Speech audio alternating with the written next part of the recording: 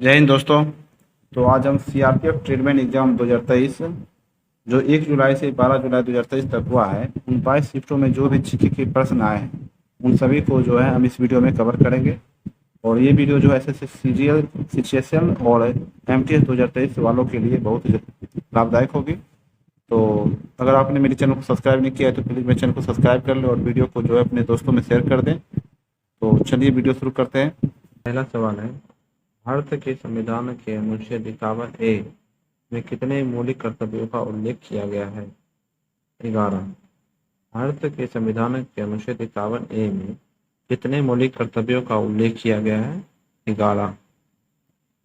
अगला सवाल है, निम्नलिखित में से किस संविधान से भारत ने अपने संविधान में कानून के शासन की अवधारणा को अपनाया है?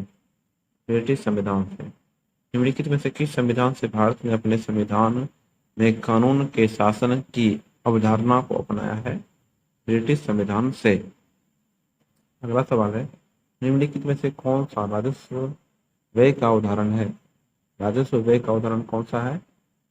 सरकारी कर्मचारियों का वेतन भुगतान राजस्व व्यय का उदाहरण है।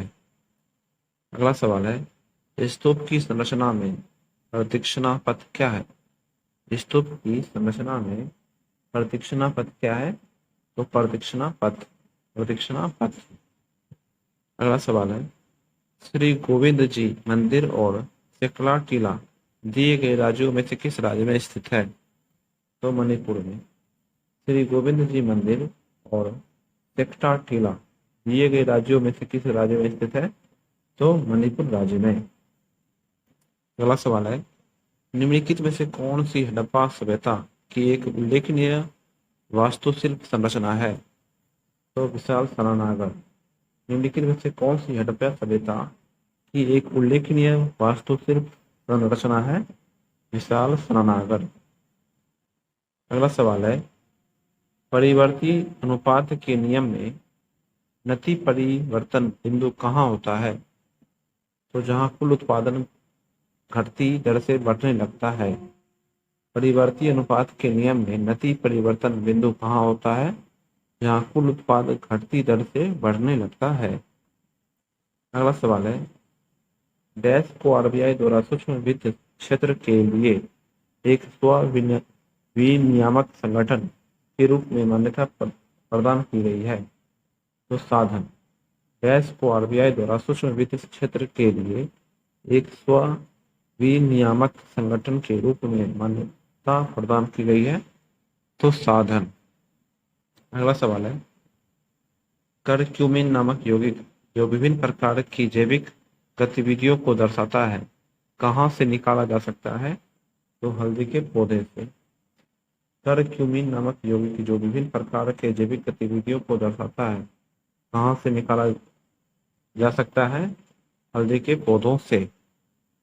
अगला सवाल है, गियासुद्दीन तुगलक ने तुगलक राजवंश की स्थापना कौन सी शताब्दी में की थी?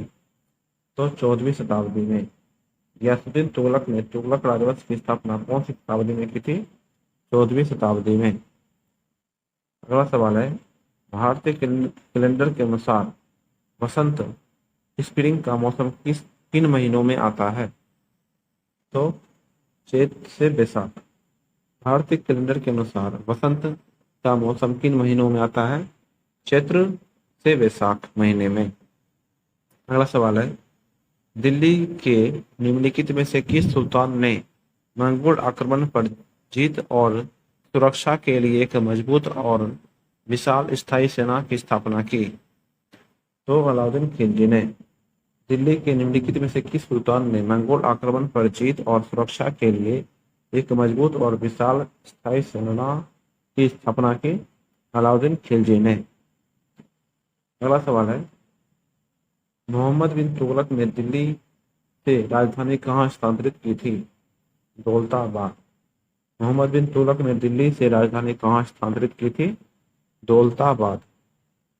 अगला सवाल है, निम्नलिखित में से किसने तारीख ए फिरोज शाही लिखी है? तारीख ए फिरोज शाही किसने लिखी है? जियाउद्दीन बर्नी ने। निम्नलिखित में से किसने तारीख ए फिरोज शाही लिखी है? जियाउद्दीन बर्नी ने। अगला सवाल है, भारत का निम्नलिखित में से कौन सा राज्य भूमध्य रेखा के सबसे नजदीक स्थित है? तो तमिलनाडु। भारत का निम्नलिखित में से कौन सा राज्य भूमध्य रेखा के सबसे नजदीक स्थित है? तमिलनाडु। अगला सवाल है, भाजा में कितनी सेल कर्तित रॉकेट गुफाएं हैं? तो 22। भाजा में कितनी सेल कर्तित या रॉकेट गुफाएं हैं? तो 22। अगला सवाल है, हिमालय पर्वत प्रणाली किस प्रकार की स्थलाकृति का निरूपण करती है? तो युवा। हिमालय पर्वत प्रणाली किस प्रकार की स्थलाकृति का निरूपण करती है? तो युवा। अगला सवाल है, भारतीय उपमहाद्वीप का पहला उद्यान मकबरा कौन सा है? भारतीय उपमहाद्वीप का पहला उद्यान मकबरा कौन सा है? तो दिल्ली में हुमायूं का मकबरा। दिल्ली में हुमायूं का मकबरा। अगला सवाल है, पुष्प के किस भाग में एक एकल अंडप या संलयित अंडप का समूह होता है जो आमतौर पर अंडाशय, वर्तिका और वर्तिकाग्र में विभेदित होते हैं और पराग और निषेचन प्राप्त करने की प्रक्रिया में मदद करते हैं? तो स्त्री केसर। पुष्प के किस भाग में एक एकल अंडप या संलयित अंडप का समूह होता है जो आमतौर पर अंडाशय, वर्तिका और वर्तिकाग्र में विभेदित होते हैं और पराग और निषेचन प्राप्त करने की प्रक्रिया में मदद करते हैं? तो स्त्री केसर। अगला सवाल है, निम्नलिखित में से कौन से मुगल शासक ने राणा सांग के साथ खानवा की लड़ाई लड़ी थी? तो बाबर ने। निम्नलिखित में से कौन से सुल्तान मुगल शासक ने राणा सांग के साथ खानवा की लड़ाई लड़ी थी? बाबर ने। अगला सवाल है, मोहम्मद गोरी किसके भाई थे? मोहम्मद गोरी किसके भाई थे? गोरी के सुल्तान गियाथ अल-दीन का। मोहम्मद गोरी किसके भाई थे? गोरी के सुल्तान गियाथ अल-दीन का। अगला सवाल है, भारत के निम्नलिखित में से किस राज्य को मोलासिस बेसिन के नाम से जाना जाता है? तो मिजोरम को। भारत के निम्नलिखित में से किस राज्य को मोलासिस बेसिन के नाम से जाना जाता है? मिजोरम को। अगला सवाल है, भारतीय रिजर्व बैंक द्वारा मुद्रा आपूर्ति को विनियमित करने के लिए निम्नलिखित में से किस साधन का उपयोग किया जाता है? तो मौद्रिक नीति का।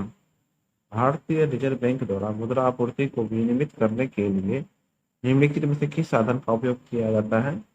तो मौद्रिक नीति का। अगला सवाल है, निम्नलिखित में से किस प्रकार के चक्रवात पश्चिम बंगाल और हिंद महासागर में उत्पन्न होते हैं? उष्णकटिबंधीय चक्रवात। निम्नलिखित में से किस प्रकार के चक्रवात पश्चिम बंगाल और हिंद महासागर में उत्पन्न होते हैं? उष्णकटिबंधीय चक्रवात। अगला सवाल है, भारत के संविधान के किस अनुच्छेद के अंतर्गत किसी भी व्यक्ति को अपने खिलाफ गवाह बनाने के लिए मजबूर नहीं किया जा सकता? तो अनुच्छेद 20 के तहत। भारत के संविधान के किस अनुच्छेद के अंतर्गत किसी भी व्यक्ति को अपने खिलाफ गवाह बनाने के लिए मजबूर नहीं किया जा सकता? अनुच्छेद 20 के तहत। अगला सवाल है, निम्नलिखित में से किस शासक ने दिल्ली सल्तनत में सिजदा प्रथा की शुरुआत की थी? तो गियासुद्दीन बलबन ने। निम्नलिखित में से किस शासक ने दिल्ली सल्तनत में सिजदा प्रथा की शुरुआत की थी? गियासुद्दीन बलबन ने। अगला सवाल है, शाहजी की ढेरी में स्तूप किसने बनवाया था? शाहजी की ढेरी में स्तूप किसने बनवाया था? कुषाण राजा कनिष्क ने। शाहजी की ढेरी में स्तूप किसने बनवाया था? कुषाण राजा कनिष्क ने। बुग्याल शब्द का क्या अर्थ है? बुग्याल शब्द का क्या अर्थ है? तो हिमालय में ग्रीष्मकालीन घास के मैदान। बुग्याल शब्द का अर्थ है हिमालय में ग्रीष्मकालीन घास के मैदान। अगला सवाल है, ब्रह्मपुत्र घाटी कहाँ स्थित है? ब्रह्मपुत्र घाटी कहाँ स्थित है? असम राज्य में। अगला सवाल है, बहमनी साम्राज्य को 4 प्रशासनिक इकाइयों में विभाजित किया गया है जिन्हें देश या प्रांत कहा जाता था? तो तरफ या प्रांत कहा जाता था। बहमनी साम्राज्य को 4 प्रशासनिक इकाइयों में विभाजित किया गया था जिन्हें देश या प्रांत कहा जाता था? तो तरफ या प्रांत। और अगर आपको इसकी पीडीएफ चाहिए दोस्तों तो आप मेरा चैनल स्टडी बाय रूबिस टेलीग्राम पर सर्च करके उसे ज्वाइन कर लें। वहाँ पे जो है आपको इसकी पीडीएफ मिल जाएगी। और देखते हैं अगला सवाल। निम्नलिखित में से किस पल्लव राजा को लोकप्रिय रूप से राज सिंह की उपाधि से जाना जाता था? नरसिंह वर्मन द्वितीय को। निम्नलिखित में से किस पल्लव राजा को लोकप्रिय रूप से राज सिंह की उपाधि से जाना जाता था? नरसिंह वर्मन द्वितीय को। अगला सवाल है, स्तूप की संरचना में हर्मिका क्या है? स्तूप की संरचना में हर्मिका क्या है? अर्धवृत्ताकार टीले के ऊपर बालकनी जैसी संरचना। स्तूप की संरचना में हर्मिका क्या है? अर्धवृत्ताकार टीले के ऊपर बालकनी जैसी संरचना। अगला सवाल है, विजयनगर साम्राज्य में निम्नलिखित में से किसे नरपति या पुरुषों का स्वामी कहा जाता था? रायस्क। विजयनगर साम्राज्य में निम्नलिखित में से किसे नरपति या पुरुषों का स्वामी कहा जाता था? रायस्को। अगला सवाल है, निम्नलिखित में से किस संविधान से भारत ने अपने संविधान में अपशिष्ट शक्तियों के विचार को अपनाया है? तो कनाडा के संविधान से। निम्नलिखित में से किस संविधान से भारत ने अपने संविधान में अपशिष्ट शक्तियों के विचार को अपनाया है? कनाडा के संविधान से। अगला सवाल है, निम्नलिखित में से कौन भारत में मध्य उच्च भूमि पठार का पूर्वी विस्तार है? तो बुंदेलखंड का पठार। निम्नलिखित में से कौन भारत में मध्य उच्च भूमि पठार का पूर्वी विस्तार है? तो बुंदेलखंड का पठार। अगला सवाल है, निम्नलिखित में से किसे अलाउद्दीन खिलजी ने गुजरात पर आक्रमण करने के लिए भेजा था? तो उल्गू खां और नुसरत खान को। निम्नलिखित में से किसे अलाउद्दीन खिलजी ने गुजरात पर आक्रमण करने के लिए भेजा था? उल्गू खान और नुसरत खान को। अगला सवाल है, मुगल किस मूल के मुस्लिम राजवंश थे? तो तुर्की मंगोल। मुगल किस मूल के मुस्लिम राजवंश थे? तुर्की मंगोल। अगला सवाल है, बदामनी जिसे अलाउद्दीन खिलजी के चंगुल से खुद को बचाने के लिए जोहर किया था, किस राज्य की रानी थी? तो मेवाड़ की। बदामनी जिसने अलाउद्दीन खिलजी के चंगुल से खुद को बचाने के लिए जोहर किया था, किस राज्य की रानी थी? तो मेवाड़ राज्य की। अगला सवाल है, निम्नलिखित में से कौन सा एक मात्रात्मक साधन है जिसका उपयोग आरबीआई मुद्रा आपूर्ति को नियंत्रित करने के लिए करता है? तो बैंक दर। निम्नलिखित में से कौन सा एक मात्रात्मक साधन है जिसका उपयोग आरबीआई मुद्रा आपूर्ति को नियंत्रित करने के लिए करता है? तो बैंक दर। अगला सवाल है, नागार्जुन कोंडा में बुद्ध स्तूपों के बारे में कौन सा कथन गलत है? नागार्जुन कोंडा में बुद्ध स्तूपों के बारे में कौन सा कथन गलत है? तो भारतीय और यूनानी विशेषताएं और शैलियां आपस में जुड़ी हैं, ये गलत है। और कौन सी सही है? तो आयताकार चबूतरे और स्तंभ पाए जाते हैं। कुछ स्तूपों के आधार में वास्तविक बना हुआ था और अधिकांश स्तूपों के आधार पहिए के आकार के होते हैं थे। अगला सवाल है, तमिलनाडु के नागपट्टिनम जिले में कोरोमंडल तट का निचला आंतरिक हैंडलैंड कौन सा है? तो कैप कैलिमरे। तमिलनाडु के नागपट्टिनम जिले में कोरोमंडल तट का निचला आंतरिक कौन सा है? कैप कैलिमरे। कैप कैलिमरे। अगला सवाल है, बौद्ध स्तूपों में हर्मिका क्या प्रदर्शित करता है? हर्मिका क्या प्रदर्शित करता है? तो देवताओं का निवास। बौद्ध स्तूपों में हर्मिका क्या प्रदर्शित करता है? देवताओं का निवास। अगला सवाल है, हिमालय से निकलने वाली नदियां अपना भार तलहटी के साथ डैश के रूप में जमा करती है? तो जलोढ़ पंखे। हिमालय से निकलने वाली नदियां अपना भार तलहटी के साथ डैश के रूप में जमा करती है? तो जलोढ़ पंखे के रूप में। अगला सवाल है, निम्नलिखित में से कौन सा भारतीय अर्थव्यवस्था में मुद्रा के आस्थगित भुगतान के मानक कार्य का एक उदाहरण है? तो कई वर्षों की अवधि में ब्याज सहित ऋण वापस करना। निम्नलिखित में से कौन सा भारतीय अर्थव्यवस्था में मुद्रा के आस्थगित भुगतान के मानक कार्य का एक उदाहरण है? कई वर्षों की अवधि में ब्याज सहित ऋण वापस करना। निम्नलिखित में से क्या कृत्रिम स्वीटनर मीठा करने वाला के योग्य नहीं है? तो सुक्रोज। निम्नलिखित में से क्या कृत्रिम स्वीटनर मीठा करने वाला के योग्य नहीं है? तो सुक्रोज नहीं है। और कौन कौन से हैं? तो सुक्रालोज, सैकरीन और नियोटेन, ये तीनों हैं। अगला सवाल है, हम्पी में विरूपाक्ष मंदिर के बारे में कौन सा कथन सही है? हम्पी में विरूपाक्ष मंदिर के बारे में कौन सा कथन सही है? तो इसे पंपापति मंदिर के नाम से जाना जाता है। विरूपाक्ष मंदिर को पंपापति मंदिर के नाम से भी जाना जाता है। अगला सवाल है, प्रसिद्ध वास्तुकार हफीज कॉन्ट्रैक्टर द्वारा डिजाइन की गई एक आवासीय गगनचुंबी इमारत द 42 डैश में स्थित है? तो चौरंगी, कोलकाता में। प्रसिद्ध वास्तुकार हफीज कॉन्ट्रैक्टर द्वारा डिजाइन की गई एक आवासीय गगनचुंबी इमारत द 42 डैश पर स्थित है, चौरंगी, कोलकाता में। अगला सवाल है, निम्नलिखित में से कौन सा हड़प्पा स्थल डॉकयार्ड की परिस्थिति का प्रमाण दर्शाता है? तो लोथल। निम्नलिखित में से कौन सा हड़प्पा स्थल डॉकयार्ड की परिस्थिति का प्रमाण दर्शाता है? तो लोथल। भारत के उत्तर पूर्वी भाग में स्थित तुरा सबसे अधिक वर्षा वाले स्थानों में से एक है। यह स्थान किस पहाड़ी पर स्थित है? तो गारो पहाड़ी पर। भारत के उत्तर पूर्वी भाग में स्थित तुरा सबसे अधिक वर्षा वाले स्थानों में से एक है। यह स्थान किस पहाड़ी पर स्थित है? तो गारो पहाड़ी पर। अगला सवाल है, भारत के संविधान के किस अनुच्छेद के अंतर्गत कानून के अनुसार अस्पृश्यता एक दंडनीय अपराध है? तो अनुच्छेद 17 के।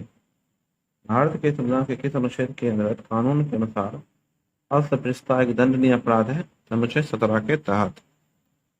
अगला सवाल है, निम्नलिखित में से कौन से मुगल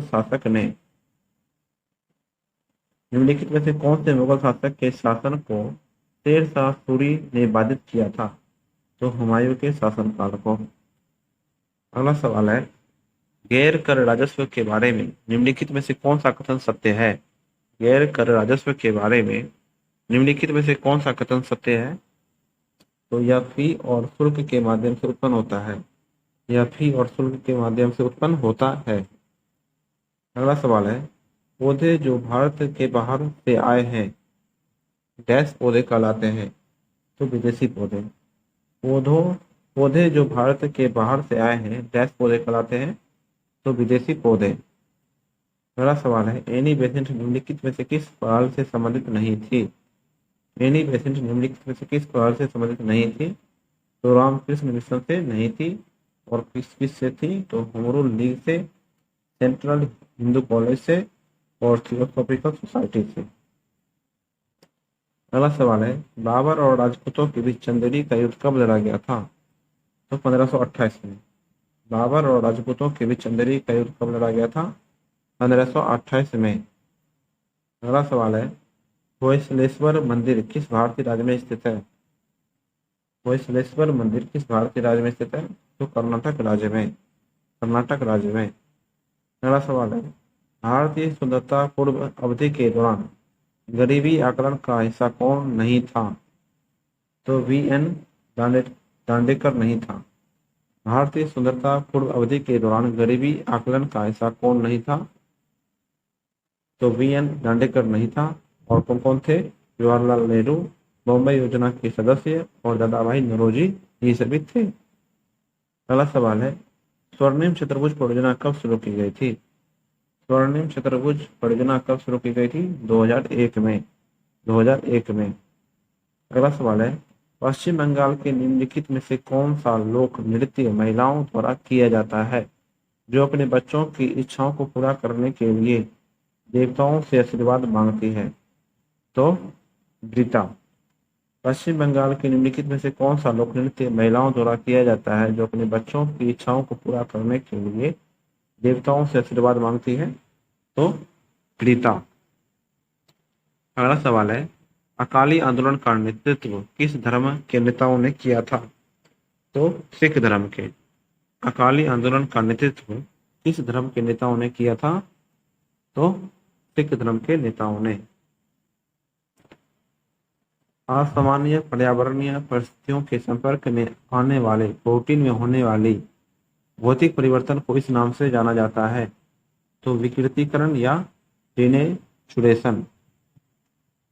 असामान्य पर्यावरणीय परिस्थितियों के संपर्क में आने वाले प्रोटीन में होने वाले भौतिक परिवर्तन को इस नाम से जाना जाता है, विकृतीकरण या डिनेचुरेशन। अगला सवाल है, खाद्य संरक्षण के लिए निम्नलिखित में से किस तकनीकी का उपयोग किया जाता है? खाद्य संरक्षण के लिए निम्नलिखित में से किस तकनीकी का उपयोग किया जाता है? डिब्बाबंदी, पार्श्वीकरण, हिमीकरण और विकिरण। डिब्बाबंदी, पार्श्वीकरण, हिमीकरण और विकिरण। अगला सवाल है, निम्नलिखित में से किसने अपने अनुयायियों के साथ खुदाई किरणोत्सार या लाल पूर्ति आंदोलन शुरू किया? तो खान अब्दुल गफ्फार खान ने। निम्नलिखित में से किसने अपने अनुयायियों के साथ खुदाई किरणोत्सार या लाल पूर्ति आंदोलन शुरू किया? खान अब्दुल गफ्फार खान ने। अगला सवाल है, अवसंरचना इंफ्रास्ट्रक्चर के संबंध में निम्नलिखित में से कौन सा कथन सत्य है? अवसंरचना एक मूर्त परिसंपत्ति है।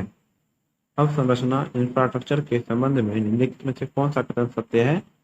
तो अवसंरचना एक मूर्त परिसंपत्ति है।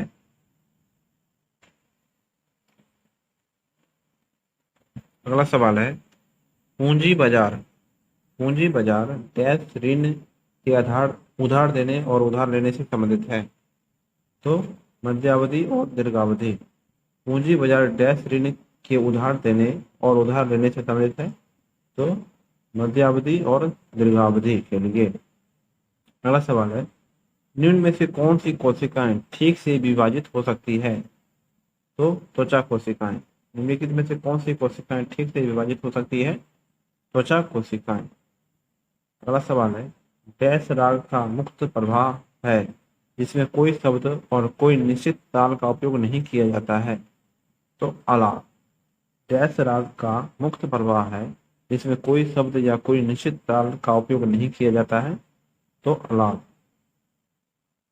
अगला सवाल है, लोक संगीत और उसके संबंधित राज्य केंद्रशासित प्रदेश के सही संयोजन का चयन करें। लोक संगीत और उसके संबंधित राज्य या केंद्रशासित प्रदेश के सही संयोजनों का चयन करें। तो चकड़ी जो है ये जम्मू कश्मीर का लोक संगीत है। चकड़ी जम्मू कश्मीर का लोक संगीत है। अगला सवाल है, भारतीय संविधान के भाग 3 को किस रूप में जाना जाता है? भारतीय संविधान के भाग 3 को किस रूप में जाना जाता है? महाधिकार पत्र या मेगना कोर्टा के रूप में। महाधिकार पत्र मेगना कोर्टा के रूप में। अगला सवाल है, मध्य प्रदेश में सांची किस शैली के स्थापत्य महत्व के लिए लोकप्रिय है? तो बौद्ध स्थापत्य के लिए। मध्य प्रदेश में सांची किस शैली के स्थापत्य महत्व के लिए लोकप्रिय है? तो बौद्ध स्थापत्य के लिए। निम्नलिखित में से कौन सी चोटी ग्रेट निकोबार द्वीप में स्थित है? निम्नलिखित में से कौन सी चोटी ग्रेट निकोबार द्वीप में स्थित है? Mount Thuillier. Mount Thuillier. अगला सवाल है, पूर्वांचल में पटकाई पहाड़ियां, नागा पहाड़ियां और मणिपुर पहाड़ियां और डैश शामिल है। तो मिजो पहाड़ियां। पूर्वांचल में पटकाई पहाड़ियां, नागा पहाड़ियां, मणिपुर पहाड़ियां और डैश शामिल है। तो मिजो पहाड़ियां। अगला सवाल है, सल्तनत काल के दौरान फारसी शब्द बंदगान का सही अर्थ निम्नलिखित में से कौन सा था? सैन्य सेवा करने वाले विशेष गुलाम। सल्तनत काल के दौरान फारसी शब्द बंदगान का सही अर्थ निम्नलिखित में से कौन सा था? सैन्य सेवा करने वाले विशेष गुलाम। अगला सवाल है, अगस्त 2021 के अनुसार केंद्रीय सशस्त्र पुलिस बल CAPF निम्नलिखित में से किसके प्रशासनिक नियंत्रण में कार्य करता है? तो गृह मंत्रालय के। अगस्त 2021 तक प्राप्त जानकारी के अनुसार केंद्रीय सशस्त्र पुलिस बल CAPF निम्नलिखित में से किसके प्रशासनिक नियंत्रण में कार्य करता है? तो गृह मंत्रालय के। अगला सवाल है, निम्नलिखित में से कौन किराना घराने के संस्थापकों में से एक है? किराना घराने के संस्थापकों में से एक है अब्दुल करीम खान। अब्दुल करीम खान। अगला सवाल है, डैश लहरदार स्थलाकृतियों की भूमि होती है जो नुनहरे टीलों और बरखानों से बनी होती है? तो भारतीय रेगिस्तान। डैश लहरदार स्थलाकृति की भूमि होती है जो नुनहरे टीलों और बरखानों से बनी होती है? तो भारतीय रेगिस्तान। अगला सवाल है, भारतीय रिजर्व बैंक की स्थापना डैश में की गई थी? 1935 में। भारतीय रिजर्व बैंक की स्थापना डैश में की गई थी? 1935 में। अगला सवाल है, निम्नलिखित में से कौन सा मोबाइल बैंकिंग ट्रोजन है? निम्नलिखित में से कौन सा मोबाइल बैंकिंग ट्रोजन है? तो इवेंट बॉट। Event bot. अगला सवाल है, 5 दिनों में 75 किलोमीटर लंबी सड़क बनाने के लिए किस भारतीय राष्ट्रीय राजमार्ग का उपयोग किया गया जिसने 2022 में विश्व रिकॉर्ड तोड़ दिया? NH-53। 5 दिनों में 75 किलोमीटर लंबी सड़क बनाने के लिए किस भारतीय राष्ट्रीय राजमार्ग का उपयोग किया गया जिसने 2022 में विश्व रिकॉर्ड तोड़ दिया? NH-53 ने। अगला सवाल है, निम्नलिखित में से कौन सा आर्थिक अवसंरचना का एक भाग है? निम्नलिखित में से कौन सा आर्थिक अवसंरचना का भाग है? तो दूरसंचार प्रणाली। दूरसंचार प्रणाली जो है आर्थिक अवसंरचना का भाग है। अगला सवाल है, आगरा में शाहजहां द्वारा बनवाए गए ताजमहल को यूनेस्को की विश्व धरोहर स्थल के रूप में कब नामित किया गया? तो 1983 में। आगरा में शाहजहां द्वारा बनवाए गए ताजमहल को यूनेस्को की विश्व धरोहर स्थल के रूप में कब नामित किया गया? 1983 में। अगला सवाल है, हमादोरी पुनर्व्यवस्था को डैश का अध्ययन करते समय खोजा गया था? माइलॉर्ड अभिक्रिया के। हमादोरी पुनर्व्यवस्था को डैश का अध्ययन करते समय खोजा गया था? माइलॉर्ड अभिक्रिया के। अगला सवाल है, 1574 में अकबर ने मुनीम खान एक खाना के साथ निम्नलिखित में से किस प्रांत की ओर कूच किया? तो बिहार। 1574 में अकबर ने मुनीम खान एक खाना के साथ निम्नलिखित में से किस प्रांत की ओर कूच किया? तो बिहार की ओर। अगला सवाल है, निम्नलिखित में से कौन सा स्मारक यूनेस्को में सूचीबद्ध नहीं है? कौन सा स्मारक जो है यूनेस्को में सूचीबद्ध नहीं है? तो टोबडी मठ नहीं है। कौन कौन से हैं? हुमायूं का मकबरा, ताजमहल और एलिफेंटा की गुफाएं, ये सभी यूनेस्को की सूची में सूचीबद्ध है। अगला सवाल है, भारत की जनगणना 2011 के अनुसार राज्यों के किस समूह में महिला साक्षरता दर सर्वाधिक है? तो केरल और मिजोरम में। भारत की जनगणना 2011 के अनुसार राज्यों के किस समूह में महिला साक्षरता दर सर्वाधिक है? केरल और मिजोरम में। अगला सवाल है, प्रोटोप्लास्ट डैश एक पादप कोशिका है? प्रोटोप्लास्ट डैश एक पादप कोशिका है कोशिका भित्ति के बिना। प्रोटोप्लास्ट कोशिका भित्ति के बिना एक पादप कोशिका है। अगला सवाल है, अलाउद्दीन खिलजी ने मंगोल आक्रमण से अपने साम्राज्य की रक्षा के लिए दिल्ली में निम्नलिखित में से किस रक्षक सेना शहर का निर्माण कराया था? तो सिरी का। अलाउद्दीन खिलजी ने मंगोल आक्रमण से अपने साम्राज्य की रक्षा के लिए दिल्ली में निम्नलिखित में से किस रक्षक सेना शहर का निर्माण कराया था? तो सिरी का। अगर आपको वीडियो अच्छी लग रही हो तो प्लीज़ मेरे चैनल को सब्सक्राइब कर दें, जिससे मेरा मोटिवेशन बढ़े और मैं इस तरह की और वीडियो आपके लिए लेके आऊँ। तो देखते हैं अगला प्रश्न, निम्नलिखित में से किसने बक्सर के युद्ध में भाग लिया था? निम्नलिखित में से किसने बक्सर के युद्ध में भाग लिया था? मीर कासिम ने जो है बक्सर के युद्ध में भाग लिया था। मीर कासिम ने। अगला सवाल है, निम्नलिखित में से किस संवैधानिक संशोधन अधिनियम ने ग्राम मध्यवर्ती और जिला स्तरों पर त्रिस्तरीय पंचायत राज व्यवस्था की परिकल्पना की है? तो 73वां संविधान संशोधन अधिनियम ने। निम्नलिखित में से किस संवैधानिक संशोधन अधिनियम ने ग्राम मध्यवर्ती और जिला स्तरों पर त्रिस्तरीय पंचायत राज व्यवस्था की परिकल्पना की है? 73वां संविधान संशोधन अधिनियम ने। अगला सवाल है, निम्नलिखित में से किस भारतीय नेता ने अल्बर्ट आइंस्टीन अत्यधिक प्रभावित थे? तो महात्मा गांधी से। निम्नलिखित में से किस भारतीय नेता से अल्बर्ट आइंस्टीन अत्यधिक प्रभावित थे? महात्मा गांधी से। अगला सवाल है, हिमालय की निम्नलिखित में से कौन सी पर्वतमाला हिमाद्री के नाम से जानी जाती है? तो महान हिमालय। हिमालय की निम्नलिखित में से कौन सी पर्वतमाला हिमाद्री के नाम से जानी जाती है? महान हिमालय। अगला सवाल है, कथक नृत्य का राष्ट्रीय संस्थान। कथक नृत्य का राष्ट्रीय संस्थान, जिसे कथक केंद्र भी जाना जाता है, जो संगीत नाटक अकादमी की एक इकाई है, डैश में स्थित है? तो नई दिल्ली में स्थित है। अगला सवाल है, निम्नलिखित में से किसे वर्ष 1862 में ब्रह्मा साम्राज्य के आचार्य के पद पर पदोन्नत किया गया?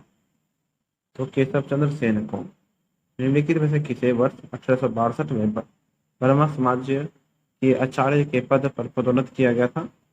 केशव चंद्र सेन को। अगला सवाल है, चोल प्रशासन में डैश को विल्लाल के नाम से जाना जाता था? तो धनी किसान को। चोल प्रशासन में डैश को वेल्लाल के नाम से जाना जाता था? तो धनी किसान को। अगला सवाल है, निम्नलिखित में से कौन सी वित्तीय संस्था अवसंरचना परियोजनाओं के लिए दीर्घकालिक वित्त प्रदान करती है? तो पीएफसी। निम्नलिखित में से कौन सी वित्तीय संस्था अवसंरचना परियोजनाओं के लिए दीर्घकालिक वित्त प्रदान करती है? पीएफसी। अगला सवाल है, रुडोल्फ विर्चो ने ओमिनम सेलुला ई सेलुला अर्थात सभी कोशिकाएं पहले से मौजूद कोशिकाओं से उत्पन्न होती है का प्रकाशन कब किया? तो 1855 में। सभी कोशिकाएं पहले से मौजूद कोशिकाओं से उत्पन्न होती है का प्रकाशन कब किया गया था? 1855 में। अगला सवाल है, बाल विवाह को रोकने के लिए 1929 में निम्नलिखित में से कौन सा अधिनियम पारित किया गया था? तो शारदा अधिनियम। बाल विवाह को रोकने के लिए 1929 में निम्नलिखित में से कौन सा अधिनियम पारित किया गया था? शारदा अधिनियम। अगला सवाल है, रायचूड़ दोआब क्षेत्र के किस भाग में प्रसिद्ध गोलकुंडा की हीरे की खदान स्थित है? तो पूर्वी भाग में।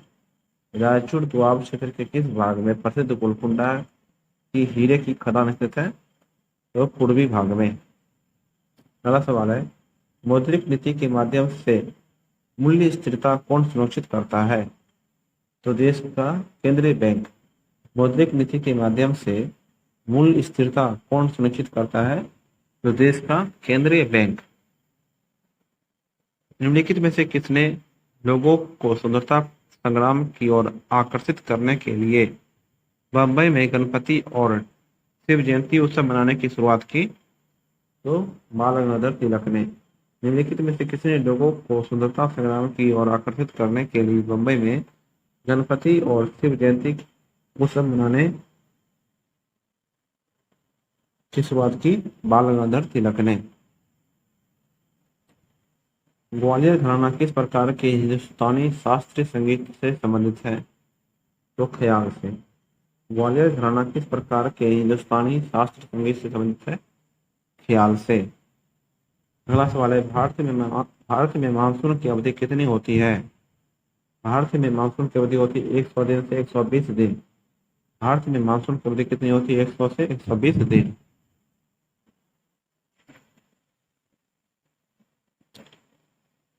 भारत में मानसून की अवधि कितनी होती है? भारत में मानसून की अवधि होती है 180 दिन से 120 दिन। भारत में मानसून की अवधि कितनी होती है? तो 100 दिन से 120 दिन। अगला सवाल है, विजयनगर के सबसे शक्तिशाली शासक कृष्णदेव राय थे, जिन्होंने डैश तक शासन किया था? तो 1509 से 1529 तक। विजयनगर साम्राज्य के सबसे शक्तिशाली शासक कृष्णदेव राय थे, जिन्होंने डैश तक शासन किया था? 1509 से 1529 तक। अगला सवाल है, सूर्य मंदिर किस स्थापत्य शैली के अंतर्गत बनाया गया था? तो द्रविड़ शैली के। सूर्य मंदिर किस स्थापत्य शैली के अंतर्गत बनाया गया था? द्रविड़ शैली के अंतर्गत। अगला सवाल है, निम्नलिखित में से किसे इतिहास में भारत का वयोवृद्ध पुरुष के रूप में जाना जाता है? तो दादाभाई नौरोजी को।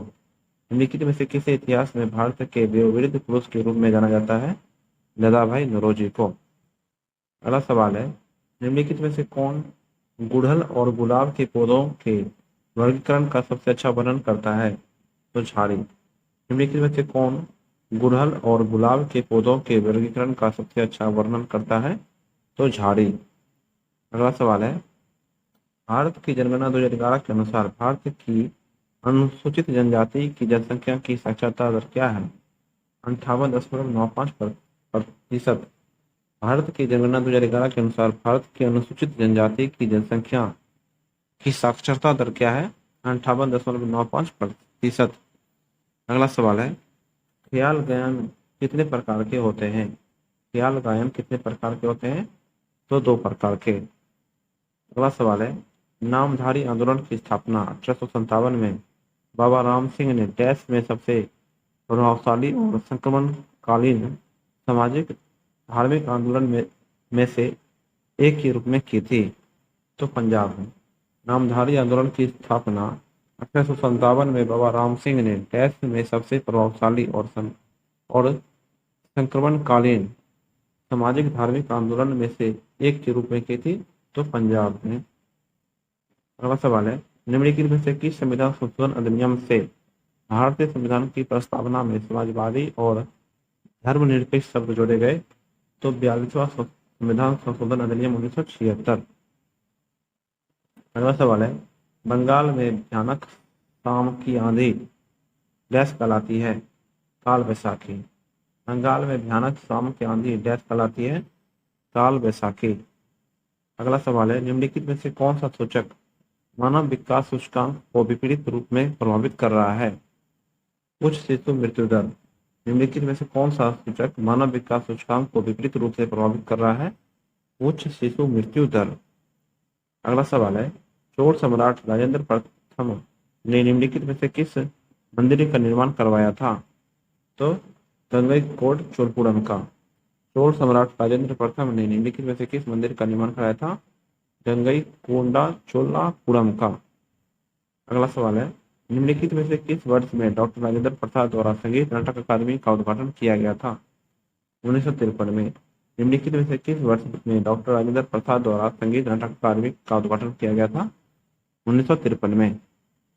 अगला सवाल है, निम्नलिखित में से कौन सा विकास स्वतंत्रता है पद से संबंधित नहीं है? तो प्रतिबंध। निम्नलिखित में से कौन सा विकास स्वतंत्रता है पद से संबंधित नहीं है? तो प्रतिबंध। अगला सवाल है, 80 बीजों के उत्पादन के लिए आवश्यक अर्धसूत्री विभाजन की संख्या कितनी है? तो 100। 80 बीजों के उत्पादन के लिए आवश्यक अर्धसूत्री विभाजन की संख्या कितनी है? 100। अगला सवाल है, खिलजी खान ने डैश से शासन किया था? खिलजी खान ने डैश से शासन किया था? 1414 ईस्वी से 1421 ईस्वी। 1414 ईस्वी से 1421 ईस्वी। अगला सवाल है, स्तूप की संरचना में यष्टि क्या है? स्तूप की संरचना में यष्टि क्या है? छतरी से घिरा हुआ मस्तूल। छतरी से घिरा हुआ मस्तूल। अगला सवाल है, निम्नलिखित में से कौन सा कथन राजस्व बजट का सबसे अच्छा वर्णन करता है? ऐसा बजट जिसमें सरकार की आय और व्यय का अनुमान लगाया जाता है। निम्नलिखित में से कौन सा कथन राजस्व बजट का सबसे अच्छा वर्णन करता है? ऐसा बजट जिसमें सरकार की आय और व्यय का अनुमान लगाया जाता है। अगला सवाल है, बाढ़ के दौरान नए जलोढ़ के निक्षेपण से बनने वाले बाढ़ के मैदानों को बेट कहा जाता है। ये किस राज्य में स्थित है? तो पंजाब राज्य में। बाढ़ के दौरान नए जलोढ़ के निक्षेपण से बनने वाले बाढ़ के मैदानों को बेट कहा जाता है। ये किस राज्य में स्थित है? तो पंजाब राज्य में। अगला सवाल है, निम्नलिखित में से कौन सी कोशिकाएं रक्त शर्करा स्तर में वृद्धि होने पर इंसुलिन उत्पादन करती है? तो बीटा कोशिकाएं। निम्नलिखित में से कौन सी कोशिकाएं रक्त शर्करा स्तर में वृद्धि होने पर इंसुलिन का उत्पादन करती है? तो बीटा कोशिकाएं। अगला सवाल है, निम्नलिखित में से कौन 2021 में अंतरिक्ष में उड़ान भरने वाली तीसरी भारतीय मूल की महिला थी? तो श्रीषा बांदला। निम्नलिखित में से कौन 2021 में अंतरिक्ष में उड़ान भरने वाली तीसरी भारतीय मूल की महिला थी? श्रीषा बांदला। अगला सवाल है, प्रसिद्ध ऐतिहासिक गृह संग्रहालय आनंद भवन कहाँ स्थित है? तो प्रयागराज में। प्रसिद्ध ऐतिहासिक गृह संग्रहालय आनंद भवन कहाँ स्थित है? प्रयागराज में। अगला सवाल है, असम राज्य में स्थित कार्बी आंगलोंग पठार भारत के किस भौतिक प्रभाग का हिस्सा है? तो कार्बी पठार का। असम राज्य में स्थित कार्बी आंगलोंग पठार भारत के किस भौतिक प्रभाग का हिस्सा है? कार्बी पठार का। अगला सवाल है, रजिया सुल्तान की मृत्यु के बाद गुलाम वंश का अंतिम प्रभावी सम्राट कौन था? गयासुद्दीन बलबन। रजिया सुल्तान की मृत्यु के बाद गुलाम वंश का अंतिम प्रभावी सम्राट कौन था? गयासुद्दीन बलबन। अगला सवाल है, निम्नलिखित में से कौन सा कारक भारत में मुद्रा आपूर्ति में वृद्धि का कारण बन सकता है? बैंक ऋण में वृद्धि। निम्नलिखित में से कौन सा कारक भारत में मुद्रा आपूर्ति में वृद्धि का कारण बन सकता है? बैंक ऋण में वृद्धि। अगला सवाल है, भारत की संसद ने वर्ष डैश में राष्ट्रपति और उपराष्ट्रपति चुनाव अधिनियम लागू किया? 1952 में। भारत की संसद ने वर्ष डैश में राष्ट्रपति और उपराष्ट्रपति चुनाव अधिनियम लागू किया? 1952 में। अगला सवाल है, लुई पास्चर ने किस वर्ष यह सिद्ध किया था कि दूध के खट्टेपन का कारण एक सूक्ष्मदर्शी पादप होता है? तो 1857 में। लुई पास्चर ने किस वर्ष यह सिद्ध किया कि दूध के खट्टेपन लैक्टिक अम्ल किण्वन का कारण एक सूक्ष्मदर्शी पादप होता है? 1857 में। अगला सवाल है, किस दिल्ली सुल्तान ने तांबे के सिक्कों को आधिकारिक मुद्रा के रूप में जारी किया? मोहम्मद बिन तुगलक ने। किस दिल्ली सुल्तान ने तांबे के सिक्कों को आधिकारिक मुद्रा के रूप में जारी किया? मोहम्मद बिन तुगलक ने। अगला सवाल है, भारत में 3 प्रकार की भू आकृतियां हैं, भूमि, पर्वत और पठार। देश के क्षेत्रफल का कितना प्रतिशत भाग पठारी क्षेत्र से घिरा हुआ है? तो 27%। भारत में 3 प्रकार की भू आकृतियां हैं, भूमि, पर्वत और पठार। देश के क्षेत्रफल का कितना प्रतिशत भाग पठारी क्षेत्रों से घिरा हुआ है?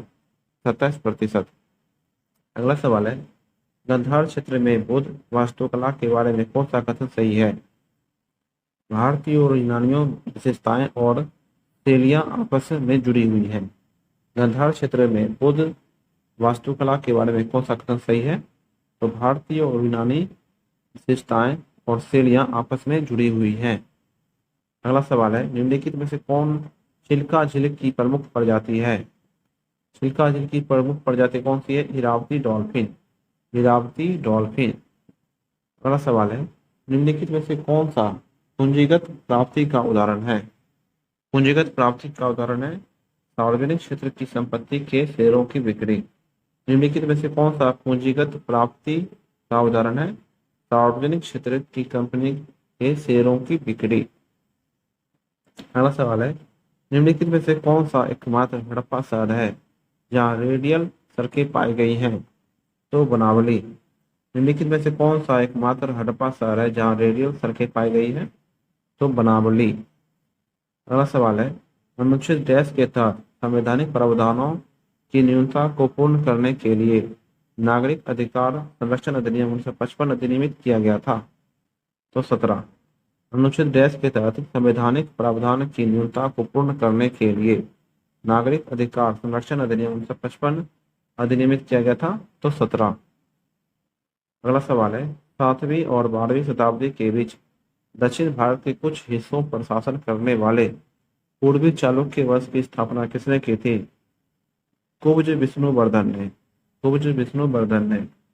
7वीं और 12वीं शताब्दी के बीच दक्षिण भारत के कुछ हिस्सों पर शासन करने वाले पूर्वी चालुक्य वंश की स्थापना किसने की थी? कुब्ज विष्णुवर्धन ने। अगला सवाल है, हड़प्पा नगरों में दुर्ग किस दिशा में बने थे? हड़प्पा नगरों में दुर्ग किस दिशा में बने थे? तो पश्चिम दिशा में। पश्चिम दिशा में। अगला सवाल है, ग्रीष्मकालीन मानसून से सबसे पहली वर्षा भारत के निम्नलिखित में से किस शहर में होती है? तिरुवनंतपुरम में। ग्रीष्मकालीन मानसून से सबसे पहली वर्षा भारत के निम्नलिखित में से किस शहर में होती है? तिरुवनंतपुरम में। अगला सवाल है, सूफी संत फरीदुद्दीन गंज ए सकड़ की दरगाह या समाधि डैश में स्थित है? तो अजोदन में। सूफी संत शेख फरीदुद्दीन गंज ए शंकर की दरगाह या समाधि डैश में स्थित है? तो अजोधन में। अगला सवाल है, इस हड़प्पा स्थल से जुटे हुए खेत टेराकोटा की गाड़ी, प्रतीकात्मक कब्र और अग्नि वेदी के प्रमाण मिले हैं? तो कालीबंगा से। इस हड़प्पा स्थल से जुटे हुए खेत टेराकोटा की गाड़ी, प्रतीकात्मक कब्र और अग्नि वेदी के प्रमाण मिले हैं? तो कालीबंगा से। सवाल है, निम्नलिखित में से कौन सी भारतीय संविधान की एक विशेषता है? सरकार का संसदीय स्वरूप। निम्नलिखित में से कौन सी भारतीय संविधान की एक विशेषता है? सरकार का संसदीय स्वरूप। अगला सवाल है, निम्नलिखित में से किस अरब यात्री के अनुसार दिल्ली के लोग सुल्तान मोहम्मद बिन तुगलक को अभद्र पत्र लिखते थे और इसलिए उन्हें दंडित करने के लिए सुल्तान ने राजधानी स्थानांतरित करने का निर्णय लिया? तो इन बतूता ने। निम्नलिखित में से किस अरब यात्री के अनुसार दिल्ली के लोग सुल्तान मोहम्मद बिन तुगलक को अभद्र पत्र लिखते थे और इसलिए उन्हें दंडित करने के लिए सुल्तान ने राजधानी स्थानांतरित करने का निर्णय लिया? इब्न बतूता ने।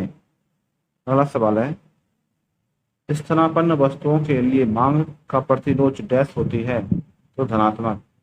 स्थानापन्न वस्तुओं के लिए मांग की प्रतिलोच डैश होती है? धनात्मक। अगला सवाल है, निम्नलिखित में से किस इतिहासकार ने उल्लेख किया था कि रजिया अपने सभी भाइयों से अधिक सक्षम और योग्य थी? मिन्हाज ए सिराज ने। निम्नलिखित में से किस इतिहासकार ने उल्लेख किया था कि रजिया अपने सभी भाइयों से अधिक सक्षम और योग्य थी? मिन्हाज ए सिराज ने। अगला सवाल है, ताजमहल को किस वर्ष में यूनेस्को विश्व धरोहर स्थल घोषित किया गया था? 1983 में। ताजमहल को किस वर्ष में यूनेस्को विश्व धरोहर स्थल घोषित किया गया था? 1983 में। अगला सवाल है, निम्नलिखित में से कौन सा आंध्र प्रदेश का एक बाधा द्वीप है? श्रीहरिकोटा। निम्नलिखित में से कौन सा आंध्र प्रदेश का एक बाधा द्वीप है? श्रीहरिकोटा। अगला सवाल है, निम्नलिखित में से कौन सा विकल्प गुणसूत्री विपथन का एक रूप नहीं दर्शाता है? तो उत्परिवर्तन। निम्नलिखित में से कौन सा विकल्प गुणसूत्री विपथन का एक रूप नहीं दर्शाता है? उत्परिवर्तन। अगला सवाल है, निम्नलिखित में से क्या सल्फोराफिन का एक स्रोत है? ब्रोकली। निम्नलिखित में से क्या सल्फोराफिन का एक स्रोत है? ब्रोकली। अगला सवाल है, निम्नलिखित में से कौन सा बौद्ध वास्तुकला का हिस्सा नहीं है? बौद्ध वास्तुकला का हिस्सा नहीं है गर्भगृह। और कौन कौन से हैं? छत्र, हर्मिका और अंड। छत्र, हर्मिका और अंड जो है बौद्ध वास्तुकला के हिस्सा हैं। अगला सवाल है, किस संविधान संशोधन अधिनियम के द्वारा भारतीय संविधान में 11वां मौलिक कर्तव्य जोड़ा गया था? 86वां संविधान संशोधन के द्वारा। अगला सवाल है, निम्नलिखित में से किसका शासनकाल दक्षिण भारत में साहित्यिक कृतियों के लिए विख्यात हुआ? कृष्णदेव राय का। निम्नलिखित में से किसका शासनकाल दक्षिण भारत में साहित्यिक कृतियों के लिए विख्यात हुआ? कृष्णदेव राय का। अगला सवाल है, निम्नलिखित में से किस राज्य में सबसे कम समय की वर्षा ऋतु होती है? तो राजस्थान में। निम्नलिखित में से किस राज्य में सबसे कम समय की वर्षा ऋतु होती है? राजस्थान राज्य में। अगला सवाल है, ब्राह्मणी साम्राज्य में निम्नलिखित में से वह किस प्रकार की भूमि का एक टुकड़ा था जिसका उपयोग राजा और शाही घराने के खर्चों को चलाने के लिए किया जाता था? तो खलीसा। ब्राह्मणी साम्राज्य में निम्नलिखित में से वह किस प्रकार की भूमि का टुकड़ा था जिसका उपयोग राजा और शाही घरानों के खर्चों को चलाने के लिए किया जाता था? तो खलीसा। अगला सवाल है, निम्नलिखित में से कौन सा एक सरकार के लिए एक सतत राजस्व घाटे का संभावित परिणाम है? समाज कल्याण कार्यक्रमों को निधि देने की समिति क्षमता। निम्नलिखित में से कौन सा एक सरकार के लिए एक सतत राजस्व घाटे का संभावित परिणाम है? समाज कल्याण कार्यक्रमों को निधि देने की समिति क्षमता।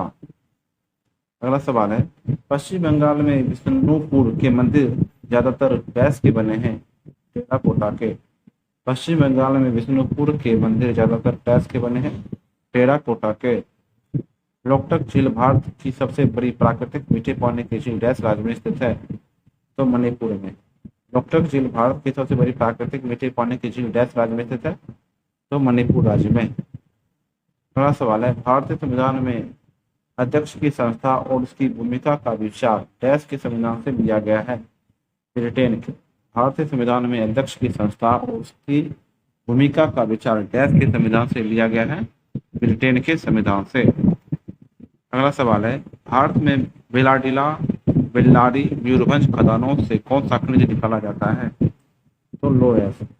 भारत में बेलाडीला बेल्लारी मयूरभंज खदानों से कौन सा खनिज निकाला जाता है? तो लोएस। लोएस। अगला सवाल है, दिल्ली में सफदरजंग के मकबरे के बारे में कौन सा कथन सही है, जिसे नवाब सिराजुद्दौला ने बनवाया था? दिल्ली में सफदरजंग के मकबरे के बारे में कौन सा कथन सही है, जिसे नवाब सिराजुद्दौला ने बनवाया था? अगला सवाल है, निम्नलिखित में से कौन से युग्म का मिलान गलत है?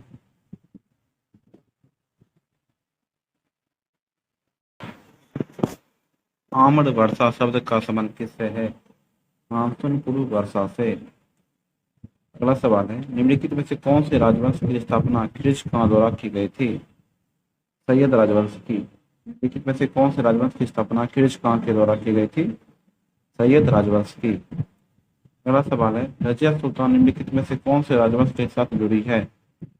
मामलुक राजवंश के साथ। रजिया सुल्तान निम्नलिखित में से कौन से राजवंश के साथ जुड़ी है? मामलुक राजवंश के साथ। अगला सवाल है, हड़प्पा स्तरों में से निम्नलिखित में से कौन सा शहर पत्थर, शंख और धातु से बने वस्तुएं बनाने का महत्वपूर्ण केंद्र था? लोथल।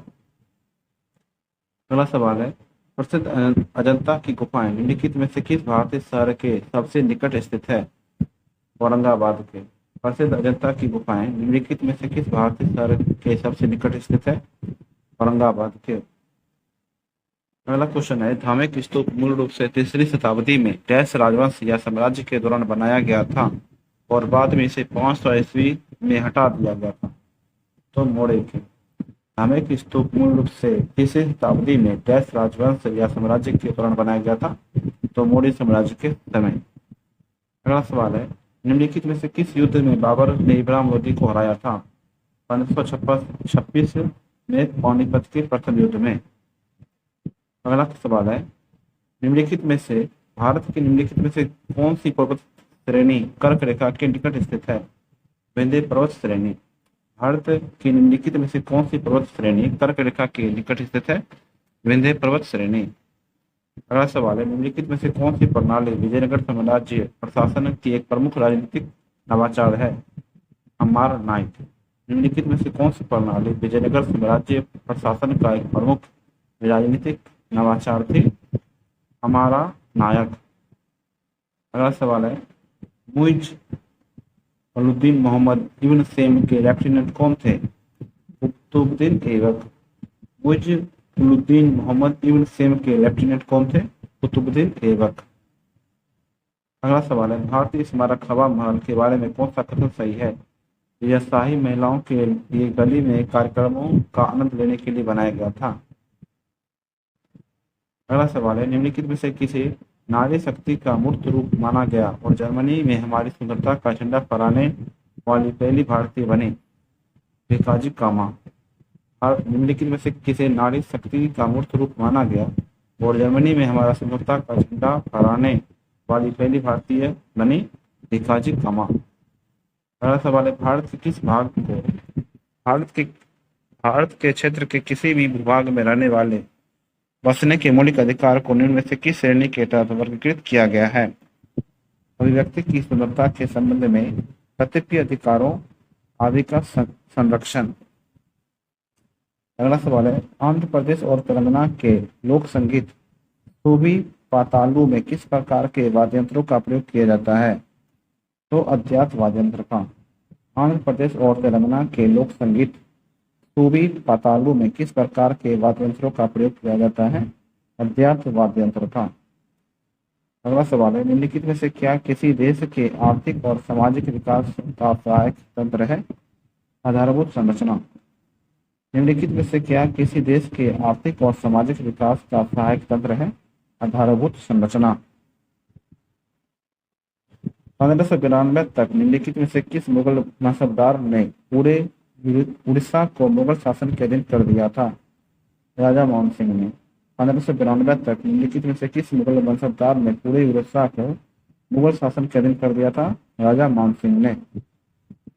अगला सवाल है, भावगीत किस राज्य का प्रसिद्ध लोक संगीत है? भावगीत कर्नाटक का लोक संगीत है। अगला सवाल है, पद्म भूषण डॉक्टर सुब्रमण्यम एक नई शैली के निर्माता है जिसे डैश के नाम से जाना जाता है? भरतनाट्यम के नाम से। पद्म भूषण डॉक्टर पद्म सुब्रमण्यम नृत्य की एक नई शैली के निर्माता है जिसे डैश के नाम से जाना जाता है? भरतनाट्यम के नाम से। अगला सवाल है, लूनी नदी में से किस क्षेत्र में है? तो भारतीय रेगिस्तान में। लूनी नदी में से किस क्षेत्र में है? भारतीय रेगिस्तान में। अगला सवाल है, महात्मा गांधी के मार्गदर्शक में भारत में पहली राष्ट्रव्यापी विरोध निम्नलिखित में से कौन सा था? रॉलेट सत्याग्रह। महात्मा गांधी के मार्गदर्शन में भारत में पहला राष्ट्रव्यापी विरोध निम्नलिखित में से कौन सा था? रॉलेट सत्याग्रह। अगला सवाल है, जब गरीबों की संख्या का अनुमान गरीबी रेखा से नीचे के लोगों के अनुपात के रूप में लगाया जाता है तो इसे डैश के रूप में जाना जाता है? हेड काउंट अनुपात के रूप में।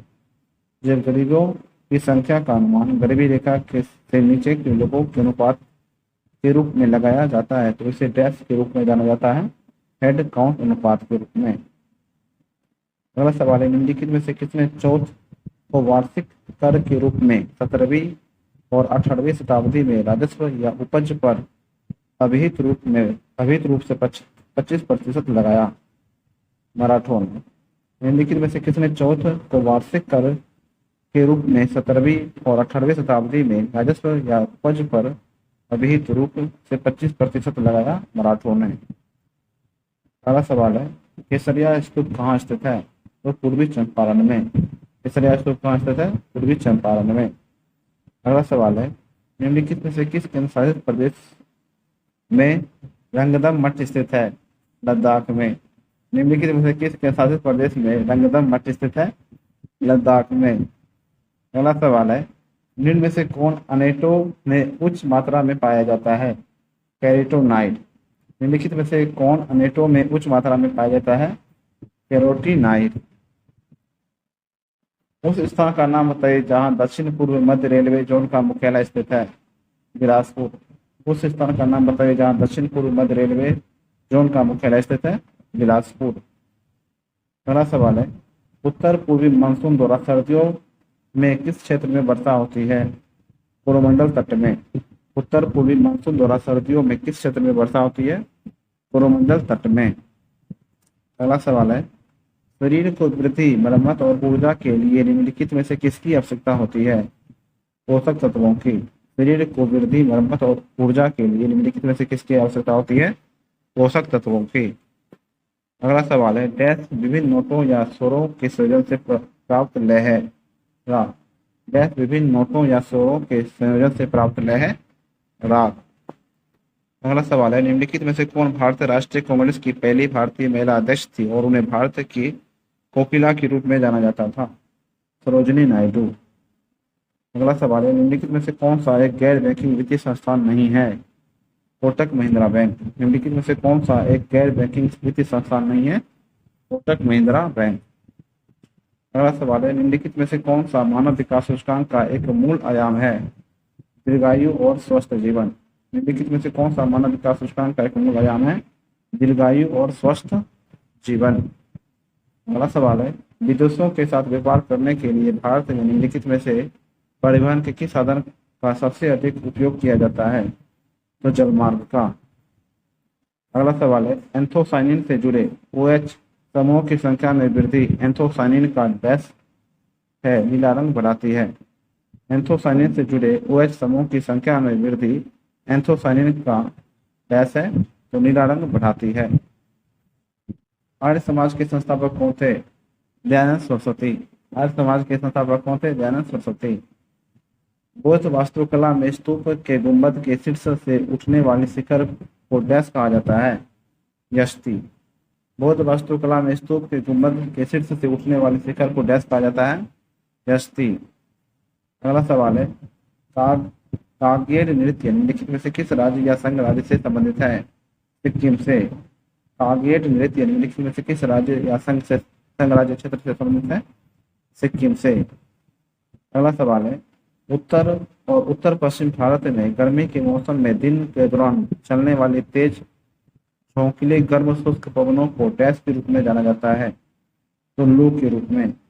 उत्तर और उत्तर पश्चिम भारत में गर्मी के मौसम में दिन के दौरान चलने वाली तेज झोंकीले गर्म शुष्क पवनों को डैश के रूप में जाना जाता है? लू के रूप में। अगला सवाल है, काली मिट्टी आमतौर पर डैश में पाई जाती है? तो उत्तरी उपजाऊ मैदान में। काली मिट्टी आमतौर पर डैश में पाई जाती है? उत्तरी उपजाऊ मैदान में। अगला सवाल है, हड़प्पा में सड़कों के आड़े तिरछे चौराहों ने वृत्तों और डैश का निर्माण किया? वर्गों का। हड़प्पा में सड़कों के आड़े तिरछे चौराहों ने वृत्तों और डैश का निर्माण किया? वर्गों का। जब बीज में पत्तियां नहीं होती है तो भोजन कहाँ से आता है? बीज से संचित भोजन से। जब बीज में पत्तियां नहीं होती है तो भोजन कहाँ से आता है? बीज के संचित भोजन से। अगला सवाल है, चोल साम्राज्य की प्रथम राजधानी निम्नलिखित में से किस शहर में थी? तो कांचीपुरम में। अगला सवाल है, सिंहपर्णी के बीजों के परिकीर्णन के लिए निम्न में से कौन सा माध्यम सर्वोत्तम है? तो पवन। सिंहपर्णी के बीजों के परिकीर्णन के लिए निम्न में से कौन सा माध्यम सर्वोत्तम है? तो पवन। अगला सवाल है, निम्नलिखित में से कौन सा वाद्य यंत्र शास्त्रीय कर्नाटक संगीत से संबंधित नहीं है? तो हारमोनियम। निम्नलिखित में से कौन सा वाद्य यंत्र शास्त्रीय कर्नाटक संगीत से संबंधित नहीं है? हारमोनियम। अगला सवाल है, निम्नलिखित में से किस सुल्तान ने सामान्य वस्तुओं की कीमतों को विनियमित करने के लिए बाजारों को सुधारने की शुरुआत की थी? अलाउद्दीन खिलजी ने। निम्नलिखित में से किस युद्ध के बाद 1540 में शेरशाह सूरी भारत में दूसरा अफगान साम्राज्य स्थापित करने में सक्षम हुआ? तो कन्नौज के युद्ध के। निम्नलिखित में से किस युद्ध के बाद 1540 में शेरशाह सूरी भारत में दूसरा अफगान साम्राज्य स्थापित करने में सक्षम हुआ? तो कन्नौज के युद्ध। भारत की जनगणना 2011 के अनुसार भारत के किस जिले की साक्षरता दर सर्वाधिक है? तो शेरछिप। भारत की जनगणना 2011 के अनुसार भारत के किस जिले की साक्षरता दर सर्वाधिक है? शेरछिप, और यह केरल राज्य में स्थित है। तो आज का वीडियो यहीं पे समाप्त करते हैं दोस्तों, और इसका नेक्स्ट पार्ट भी बहुत जल्द अपलोड किया जाएगा। और तब तक के लिए आप मेरा चैनल सब्सक्राइब कर लें और ये वीडियो जो है अपने दोस्तों में शेयर करें। इसकी PDF फाइल अगर आपको देखनी है तो आप मेरा टेलीग्राम चैनल ज्वाइन कर लें, वहाँ पे आपको मेरी सारी वीडियो की PDF फाइल मिलती रहेगी। तो मिलते हैं अगली वीडियो में, तब तक के लिए जय हिंद जय भारत।